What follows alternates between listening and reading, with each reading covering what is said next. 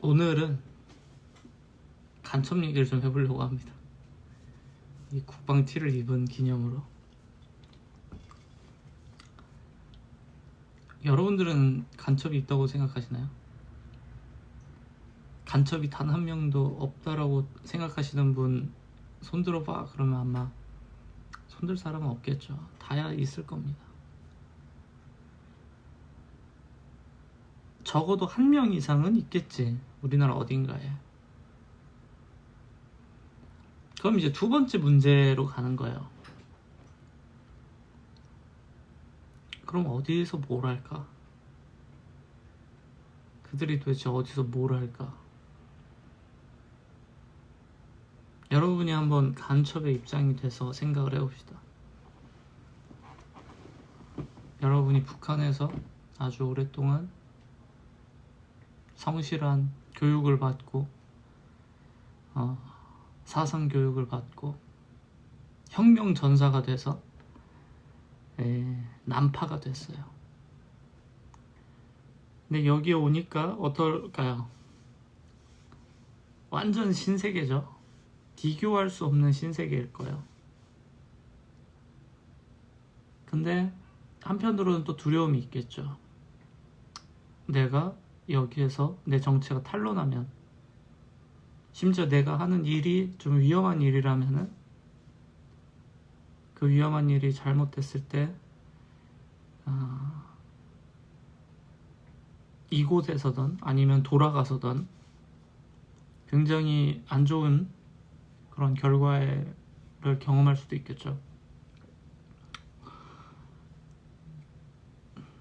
그러면 똑똑한 여러분들은 거기서 어느 정도 실력과 지능과 이런 걸 모두 다 통과한 사람들일 거예요. 왜냐면 그냥 아무나 막 보낼 수는 없잖아요. 여러분은 분명히 엘리트일 겁니다. 근데 그런 사람들이 와서 여기에서 내가 모든 힘과 에너지를 조국을 위해서, 북한을 위해서 써야지 라고 생각할까요? 아니면 기회를 봐서 이곳에서도 안전장치를 만들려고 하지 않을까요? 뭐 사람마다 차이는 있겠지만 처음 질문처럼 한번 질문을 해볼게요. 난파로 들어온 모든 간첩 중에 단 한 명도 빠짐없이 전부 다 아주 혁명 사상을 갖고 살아갈 것이냐, 아니면 한명 이상의 사람들은 여기에서 잘 숨어들어서 그냥 탈북을 해서 자유인으로 살고 싶지 않을까? 그럼 분명 한 명 이상의 사람들은 그럴 겁니다. 오케이, 그러면 여기까지 그냥 제 사고 실험이었죠. 사고 실험만 봐도 우리나라에는 한 명 이상의 간첩이 있을 거고요, 그리고 한 명 이상의 배신자가 있을 겁니다. 굉장히 합리적인 추론이죠. 그렇게 한 명 이상의 배신자들이 있다라고 하면은, 그럼 이 시스템이 유지되기 위해서 뭐가 필요할까요? 배신한 자에 대한 처벌이 필요하겠죠. 그래서 일반적으로 어떤 패턴이 쓰일까 생각해보면, 남한으로 파견된 애들을 잡는 거는 쉽지 않을 거예요. 숨는 데는 아주 목숨 걸고 숨어야 되니까. 그럼 어떻게 할까? 가족이 있으면 가족을 협박용으로 사용할 수 있겠죠. 북한에 남아있는 가족을 협박의 대상으로 사용해서 이제 연락이 안 되거나 하면은 그 사람들에게 본보기로 처벌을 가하는 거죠. 그러면 이 사실을 남한으로 살기 결정한 간첩들이 모를까요? 당연히 알고 있죠. 그럼 어떻게 할까요? 가족들 피신을 시키겠죠. 가족들이 있다면 부모님 뭐 자녀 아니면 뭐 남편이나 아내 뭐 누가 됐던, 그런 결과적으로 그 가족들도 탈북을 하기 위해서 노력할 겁니다. 남한에 온 간첩들 중에서 일부는. 그리고 그 과정에서 탈북을 하려면 뭐가 필요합니까? 우리 집 어머니 아버지가 저 시스템에서 벗어나기 위해서는 돈이 필요하죠. 그 내부에서도 이동할 때 필요할 거고, 그리고 여러 이동 과정에서 티나지 않도록 거기서 매수해야 되는 경우도 꽤 될 겁니다. 그럼 여기서부터 이제 문제가 또 하나 생겨요. 대북 송금 문제가 생기는 겁니다. 북한 내로 돈을 보내야만 내 가족을 탈출시킬 수 있고, 그리고 그래야만 나도 여기에서 내 신원을 감추고 또는 속이고 새롭게 살아갈 수가 있어요. 안전하게. 그래서 결과적으로 대북 송금의 니즈가 생기게 됩니다. 대북 송금의 니즈가 생기면 그럼 이제 그 다음부터는 방법론적인 고민이 되겠죠. 어떻게 보낼 수 있을까? 뭐 은행으로 송금할 수 있는 것도 아니고 직접, 그렇다고 물리적으로 직접 뭐 보내기도 쉽지 않죠. 내가 원하는 사람한테만 가야 되니까 뭐 무작위하게 뭐 미사일에다 태워가지고 막 쏠 수도 없는 거잖아요. 그러면은 이걸 어떻게 보낼까 고민을 하다 보니까 여러 아이템들이 막 나오는 겁니다. 그 중에 하나는 바로 이제 중국을 통해서, 중국에 이제 경계면이 있죠. 압록강 이런 그 넓은 국경지대를 활용해서 그쪽을 통해서 하는 방법도 있을 거고 그리고 북한도 무역은 하니까, 물론 유엔의 경제 제재 대상이라서 대부분의 국가들이랑 못하지만 아주 일부는 하잖아요. 그 일부의 거래망 시스템을 이용해서 그 안에 원하는 사람한테 돈을 보낸다든지 하는 방법들이 있겠죠. 그런 방법들을 고민할 겁니다. 그리고 내부적으로는 그 시스템에서 벗어나기 위해서 점조직화된 온갖 브로커들이 있을 거고요. 그 내부에서 적당히 돈을 받으면서 빼주는, 그걸로 수익을 버는 사람들이 있을 거죠.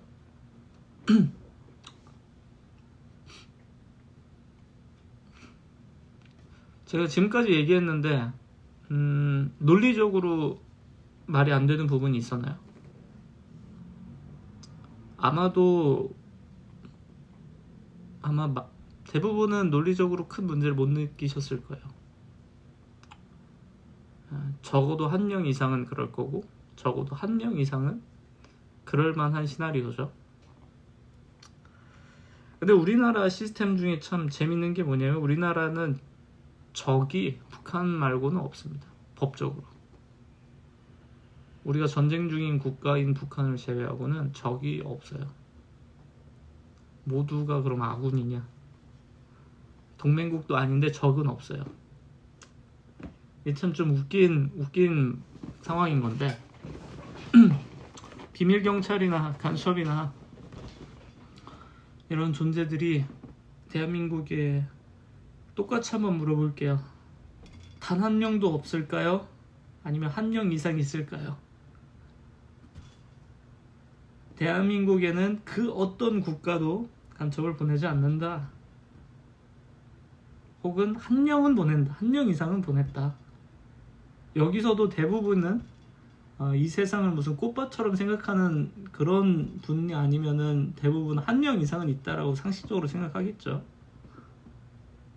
그럼 그 한 명 이상 있는 사람들이 뭘 할까? 그리고 그 사람들 중에서도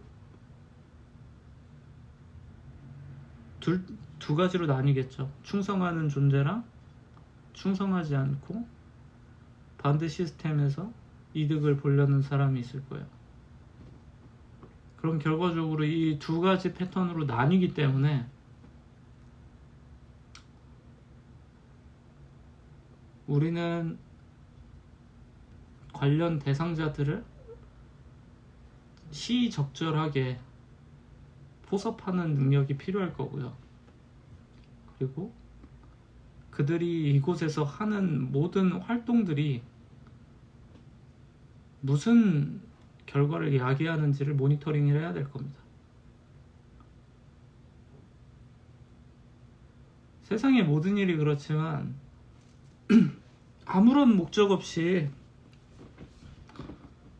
돈을 지불하는 거는 취미생활 정도 말고는 없어요.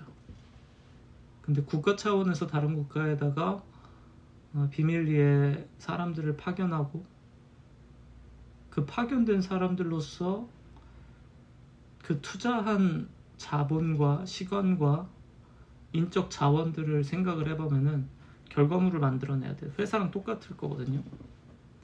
그럼 그들이 와서 뭘 할까? 도대체 뭘 할까? 그걸 생각을 해봐야 돼요. 그들이 와서 도대체 얻어갈 게 뭐가 있을까?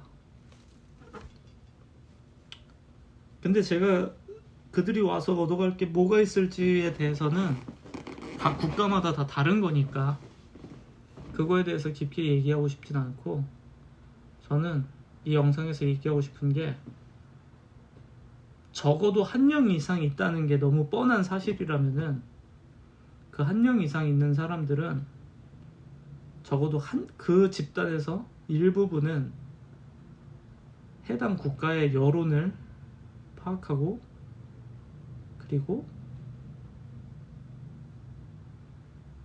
그 여론이 본인들 국가에 유리하도록 압력을 넣는 행동을 필연적으로 할 겁니다. 필연적으로. 그래서 옛날에 이런 표현이 있었어요. 온라인 여론이다. 실제로는 안 보이는데 온라인에서만 많이 보이는 거예요. 이미 예전부터 많이 사용된 전략이죠. 마치 온라인 맛집인 것처럼요. 한 번도 맛집으로 인정받은 적이 없는데 온라인상에서는 저 집 맛집이다 하면서 온갖 홍보물과 무슨 허위 리뷰들이 판치는 거예요.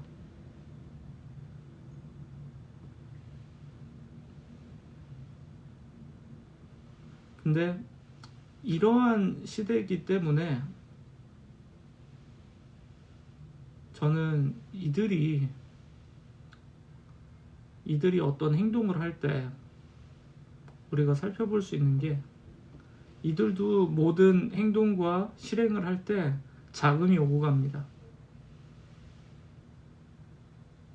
아무리 나쁜 짓을 하는 사람도 밥은 먹고 살아야 될 거잖아요. 그럼 가끔은 식당에도 갈 거고, 그리고 다시 일 시킨 사람한테 뭐 월급을 주던 뭐 용역비는 줘야겠죠. 제품을 사야 되는 경우도 있을 거고요. 결국은 돈의 흐름을 추적하고, 그 돈의 흐름을 추적하다 보면은 그 사람의 이 무슨 목적을 갖고서 움직이는지도 알 수가 있어요. 그래서 참 우리나라가 알고자 하면 모든 걸 알 수 있는 게 어떤 측면이냐면, 우리나라에는 정말로 많은 CCTV가 있어요. 뭐 중국만큼은 아니지만 엄청나게 많은 CCTV가 있고, 그걸 이용해서 여러분이 어떤 퍼블릭한 장소에 있잖아요. 그러면 그게 노출된 시점부터 해서 여러분의 동선을 모조리 다 알 수 있어요. 그뿐만 아니라 우리나라는 말도 안 되는 얘기들도 종종 오가죠. 무슨 HTTPS를 뭐 확인해가지고 뭐 한다든지, 하여튼 뭐 그런 건 차치하고, 우리나라는 금융실명제가 돼 있어서 돈의 흐름을 추적하는 게 매우 매우 다른 국가에 비하면 훨씬 쉬운 국가죠. 그러다 보니까 이제 금융정보분석원이나 아니면은 금감원이나 이런 데가 엄청난 칼자루를 갖고 있는 것도 사실이고요. 근데 결과적으로 이들이 수많은 데이터를 갖고 있다고 한들 그 노이즈가 많은 데이터들 사이에서 범인을 찾아내고 위해가 될 만한 사람들을 찾아내는 건 또 별개의 이야기거든요.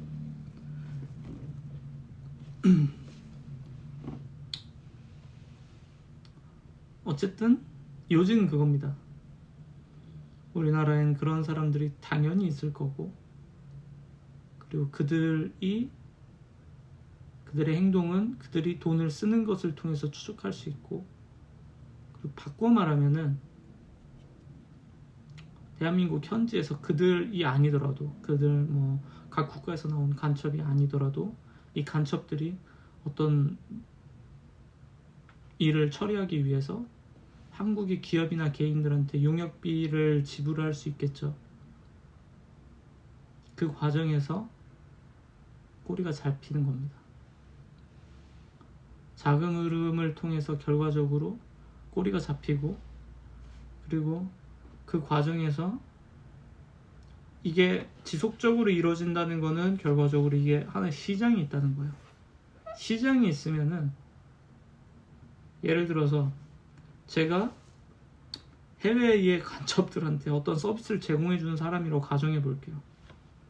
그래서 제가 뭐 한 달에 얼마씩을 벌어요. 근데 한 달에 얼마씩 버는데 이 고객인 간첩들 입장에서 돈이 아까운 거예요. 좀 더 남기고 싶어. 그럼 어떻게 할까요? 다른 모든 비즈니스랑 똑같아요. 더 합리적인 가격을 제한하는 곳을 찾거나, 그렇게도 정 안 되면 본인들이 하는 거죠. 근데 본인들이 할 때 인력이 부족하면은 구인을 하게 될 거고요. 그리고 그 일을 할 때는 여러 가지 명목상 깨끗한 비즈니스가 필요할 거고, 그리고 또한 한국 국적으로 인증된 그런 계좌들이나 아니면 신원 정보가 필요할 겁니다. 당연한 얘기죠. 그럼 이 모든 당연한 것들을 하다 보면 결과적으로 뭐 대포 통장이 필요하고 가짜 신원이 필요하고, 그 과정에서 그런 가짜로 만든 은행 계좌도 필요하고, 결과적으로 들키게 되는 거예요. 누구에게? 그 시장에서 서비스를 제공하는 사람들한테 들키게 되는 겁니다.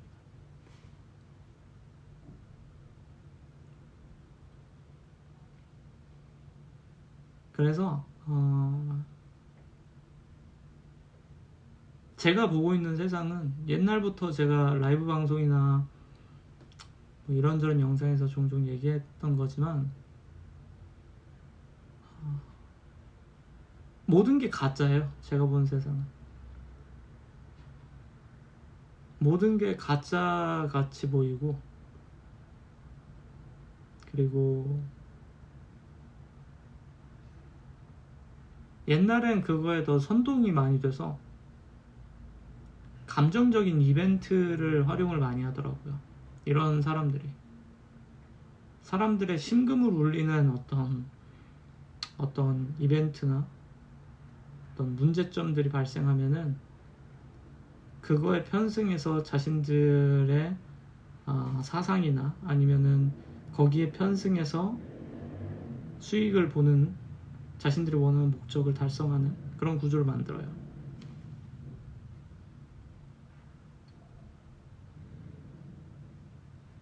근데 문제는 그 고리라는 게, 그 커넥션이라고 하는 게 굉장히 강력해서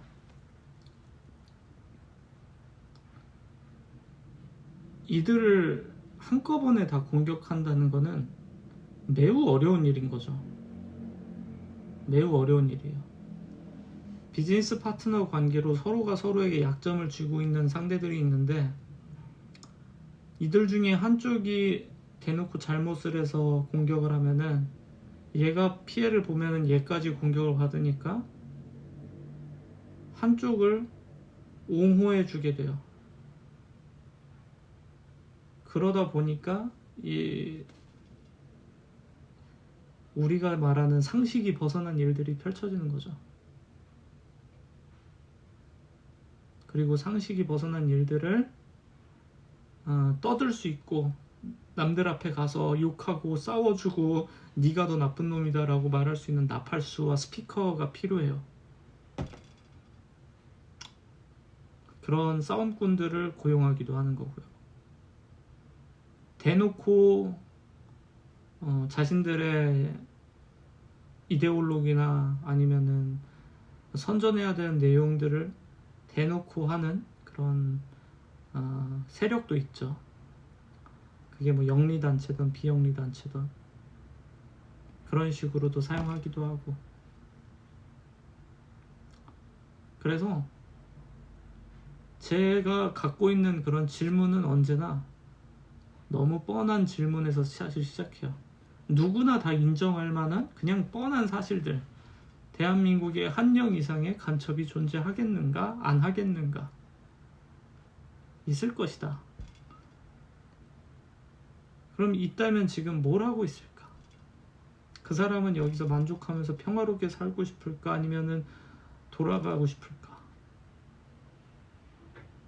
그 사람이 이곳에서 일을 하려면 어떤 절차를 밟아야 할까? 그 과정에서 누군가 거래는 해야 되고 그 거래한 사람은 누구일까? 저한테 예전에 물어본 사람 있어요. 저보고 이제 해커냐고. 저는 그래서 제가 그때 답을 뭐라고 했냐면은 어떤 사람이 그 직업을 갖고 있냐 갖고 있지 못하냐의 분기점은 그것으로 수익을 만들어내냐 못 만들어내냐라고 생각해요. 내가 음식을 정식으로 비유하자면 음식을 정식으로 배운 적 없어도 음식으로 장사해서 팔면은 난 장사꾼이면서 요리해서 판 걸 수도 있겠죠. 심지어 뭐 냉동을 갖다 익혀서 판다고 해도 그 요리니까. 비유하자면 그런 거죠. 저는 무슨 해킹 회사에 취직한 적도 없고 그렇지만은 비슷한 일을 하면서 살아오고 있고, 그리고 그 비슷한 일 속에는 서비스 제공자들이 있기 때문에 알 수 있는 것들이 있어요. 그리고 서비스 제공자가 있다는 거는 구매자가 있다는 거고요. 한쪽만 있는 시장은 없죠. 그리고 그 제공자들이야말로 그것으로 생계를 유지하는 사람이기 때문에 잘 알게 되는 거고요. 그래서 저는 이 영상에서 여러분들한테 하고 싶은 얘기가 그런 거예요. 저는 뻔한 질문을 하는 걸 되게 좋아해요. 그리고 그 뻔한 질문에 대한 답을 하나하나 찾아가다 보면은 생각보다 알고 싶은 게 쉽게 보입니다. 제가 아까 영상 처음부터 했던 그런 이야기들이 생각의 접근법이에요. 당연히 고객이 있겠지. 당연히 그런 생각을 하는 사람도 있겠지. 그럼 결과적으로 내가 누구를 만나면 이거에 대해서 알 수 있겠구나. 내가 이들을 통하면 만날 수 있을 거고, 그리고 내가 이들을 만나고 싶으면 내가 인터넷에 뭐라고 검색을 해야 될까? 그런 식으로 한 단계씩 가다 보면은 그전에는 볼 수 없었던 세상을 보실 수 있을 겁니다. 그래서 저는 이게 매트릭스 같은 거라고 생각해요. 영화 매트릭스 1편에 보면은 주인공 네오가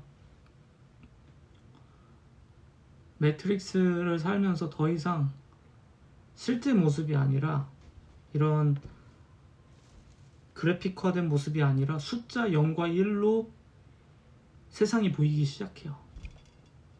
0과 1로 보이는 세계인 거죠.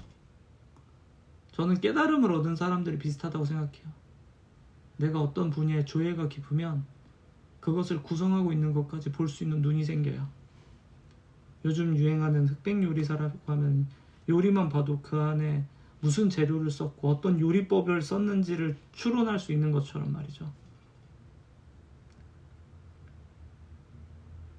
그래서